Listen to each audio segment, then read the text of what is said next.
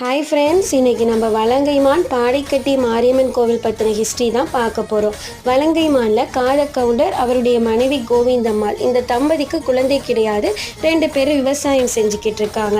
இதில் கோவிந்தம்மாள் பலகாரங்கள்லாம் செஞ்சு பக்கத்து ஊரான புங்கஞ்சேரிக்கு கொண்டு போய் விற்றுட்டு வர வழியில் ஒரு பெண் குழந்தை அனாதையாக கிடக்குது. அந்த குழந்தையை தான் வளர்க்கலாம் நினைக்கிறப்ப அந்த ஊர் மக்கள் ஒத்துக்க மாட்டேங்கிறாங்க.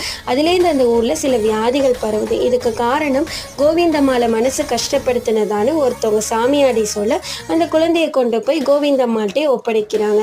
கோவிந்தம்மாள் அந்த குழந்தைக்கு சீத்தலான பெயரிட்டு வளர்க்குறாங்க.